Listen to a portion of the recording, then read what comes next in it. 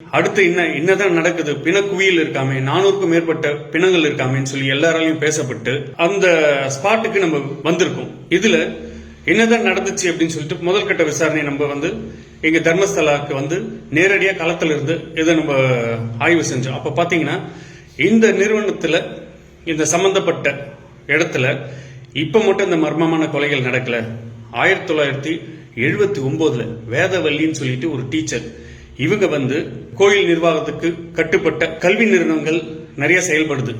அதுல இவங்க டீச்சரா வேலை பார்க்கறப்ப இவங்க சீனியாரிட்டி இருக்கிறதுனால அடுத்து இவங்க அந்த பள்ளியோட முதல்வர் ஆகணும். ஆனா இங்க இருக்கிற இந்த கோயில் நிர்வாகத்தை சார்ந்த சமூகத்தை சார்ந்த ஒரு நபரை அவங்களோட இன்ஃபுளுன்ஸ்ல முதல்வரா, அந்த பள்ளி முதல்வரா இவங்க நியமனம் செய்யறதை எதிர்த்து இவங்க கோர்ட்ல போய் வழக்கு தொடர்றாங்க.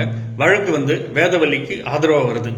அப்போ இதனால கொதிப்படைஞ்ச அந்த நிர்வாகத்தை சேர்ந்த சிலர், அவரோட கணவர் டாக்டர், அவங்க இல்லாத நேரத்துல வேதவல்லிய பாலியல் வன்கொடுமை செய்யப்பட்டு கொடூரமா பெட்ரோல் ஊத்தி அவங்களோட பாத்ரூம்ல வச்சு கொளுத்திட்டு போயிடுறாங்க. இந்த விவகாரம் இதுவரைக்கும் தீர்க்கப்படாத வழக்காதான் இருந்து வருது. இந்த கொலையில ஆரம்பிச்சது அடுத்து பாத்தீங்கன்னா ஒரு கொலை விவகாரம் வெளியே வருது. ஆனா இதுக்கு முன்னாடி நிறைய கொலை விவகாரங்கள் நடந்திருக்கு, நிறைய பலாத்காரங்கள் நடந்திருக்கு. ஆனா அதெல்லாம் வெளியே வரல. ஃபர்ஸ்ட் வேதவல்லியை தொடர்ந்து அடுத்து பத்மலதா என்ற ஒரு இளம்பெண், அவரோட அப்பா பாத்தீங்கன்னா இதே பகுதியில ஒரு கம்யூனிஸ்ட் கட்சியை சார்ந்தவர். அங்க வர ஒரு முக்கியமான எலெக்ஷன்ல அவர் தேர்தலில் போட்டியிடுறாரு அப்படின்ன உடனே இந்த சம்பந்தப்பட்ட, அதாவது இந்த நிர்வாகத்தை சார்ந்தவங்க தான் யார் சொல்றாங்களோ அவங்க மட்டும்தான் அந்த பதவிக்கு வர முடியும், தேர்தலில் போட்டியிட முடியும். அவங்களை எதிர்த்து யாருன்னா போட்டியிட்டா இங்க வாழ முடியாது. இதுதான் அவங்களோட இது. தனி ராஜ்யமே நடத்திட்டு வராங்கன்னு சொல்லலாம். இந்த நிலையில பத்மலதாவோட அப்பா அந்த எலெக்ஷன்ல நின்றதுனால திடீர்னு ஒரு நாள் பத்மலதா காணாத போறாங்க. 56 நாள் அவங்களை எங்க தெரியும் கண்டுபிடிக்க முடியல.